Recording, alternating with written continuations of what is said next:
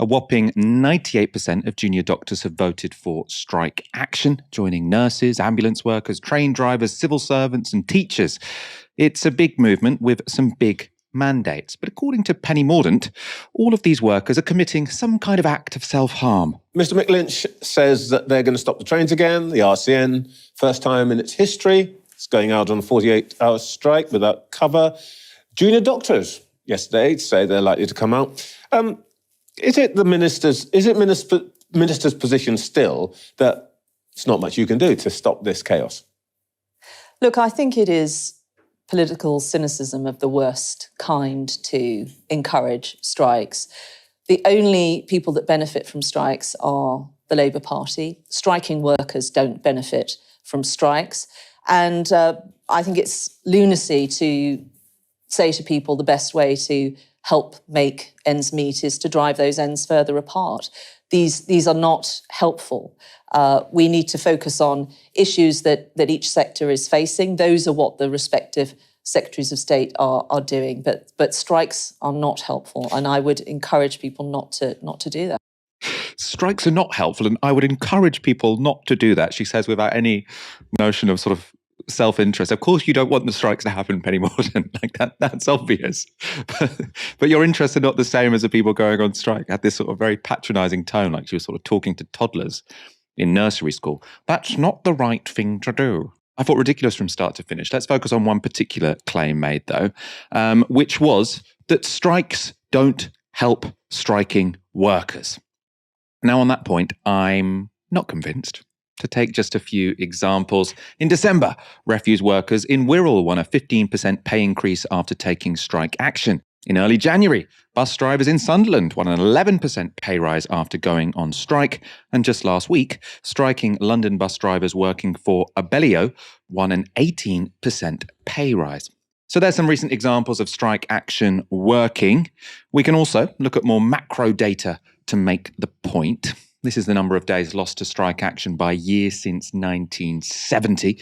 As you can see, there was lots of strike action in the 1970s. It declined in the 1980s and has been very low ever since then.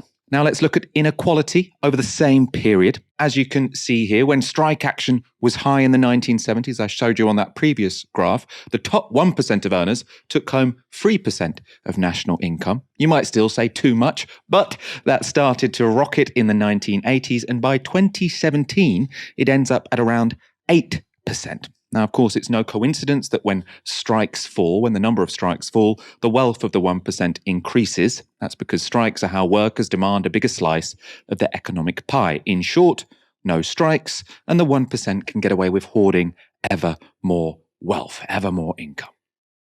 Of course, there were many other changes that took place between the 1970s and today, which could also explain an increase in inequality. Correlation is not causation, of course. But comparisons across countries suggest that the strength of unions does play a real and significant role here. A recent study by the Union Europa concluded this: policies that restrain people's capacity to bargain collectively have proliferated in countries where inequality rates have grown most. This is the case in Bulgaria, Cyprus, Czechia, Germany after 1990, Greece after 2008, Hungary, Ireland, Malta, Poland, and the UK. Meanwhile, countries that have maintained collective bargaining coverage at a high level have kept inequality at bay too. Examples are Austria, Belgium, Denmark, Netherlands, and Sweden. Now, some of the examples listed there, they show in more details. They include the UK and Germany, where collective bargaining declined and inequality rose. As you can see here, in the 1960s and 1970s, around 80% of British workers were covered by collective bargaining agreements. It fell dramatically in the 1980s and right down to below 30%. In that same time, the share of the top 10% of income earners rose from 25% to 36%. So the share of income going to that top 10% dramatically rose. A similar pattern is visible in the German statistics, though there the fall in collective bargaining and rise in inequality happened later than in the UK. Now let's look at the countries that didn't restrict collective bargaining. This is for Belgium. In 1980, more than 90% of workers were covered by a collective bargaining agreement. That didn't change over the next 40 years, and lo and behold, the share of income going to the rich didn't increase either. And the same pattern is visible in Austria. Collective bargaining rates stayed close to 100% and income inequality remained flat.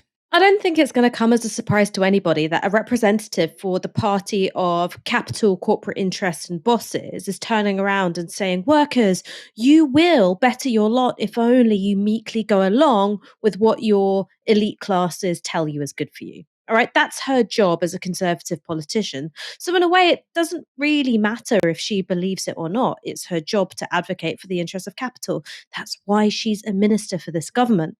But while you've presented, I think, some really compelling economic data, macroeconomic data about showing the relationship between strong trade unions, collective bargaining, strike action, and rates of inequality in a society. And I think it's really meaningful to compare the UK to countries like the Netherlands, like Austria, because it's not as if we've got a less financialized economy than Belgium, for instance.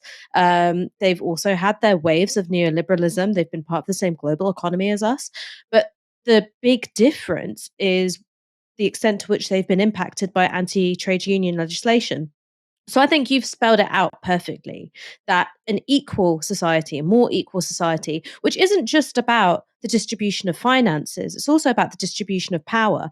How meaningful is your democracy? What capacity do the rich have to hoard power in their hands, to warp the political process, democratic processes, judicial processes as well? These are all things which are tied to the distribution of wealth within a society.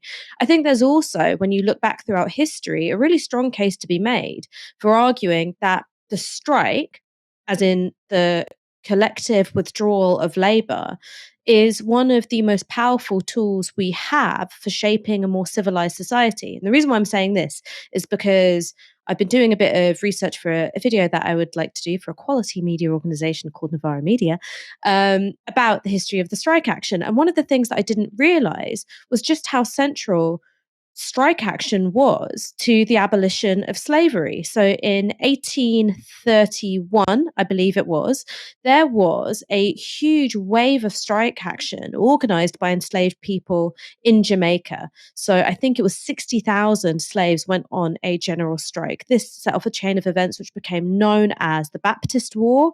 And about a year later, the British Parliament was forced effectively by abolitionists in Britain, and also the disruption caused by this general strike and subsequent slave revolts in the colonies to start introducing abolitionist bits of legislation.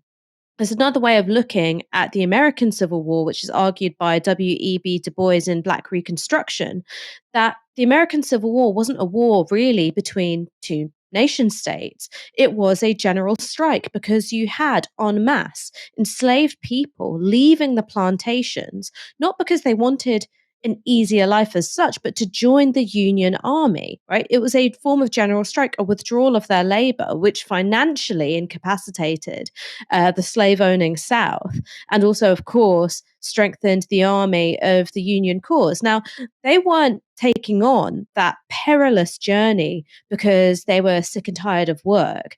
The conditions that they had to live under as part of the Unionist army as Black people were really bad. They had to face, daily humiliations.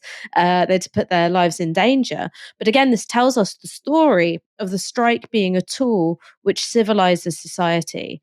And one of the most common threads of that is that the withdrawal of labour leads to various forms of equality. We've outlined the way in which it leads to economic equality with that macroeconomic data that you presented, but it's also about equality of citizens. It's also about equality under the law. Strikes have led to all those things, which I think we would all agree are the conditions for a, basically functional and democratic society. And that's, I think, one of the reasons why the Conservatives are so scared of it, why they're trying to turn around and say, this won't benefit you in any way, because it is the most fundamental means through which we realize our collective power. That's why they're clamping down on it. I can imagine sort of if Penny Mordaunt was alive in the 18th century or the 19th century saying very similar things, it's not in the interests of the slaves in the American South to go on strike. The only people they're harming is themselves. Like it's, you might say it's a sort of crass analogy and, she's not endorsing slavery in what she's saying on Sky, but what she is saying is so crass that you can kind of imagine it being translated into some of those situations and it not being much more ridiculous than it sounds right now. Am I being fair, Ash? Yeah, I think you're being entirely fair. I mean, this is the thing, is that every conservative or, kind of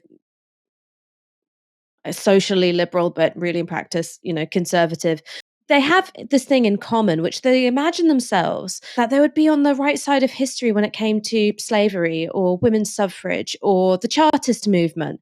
But when you look at the way in which they sneer and pour scorn on people who are agitating for further social progress today, you think, well, the same social pressures for you to conform and, cleave on to a deeply unequal status quo would still exist in 1830. Why do you think that your personal mettle and integrity would be any different? You haven't shown any signs of having it now, so why would that be the case in the past?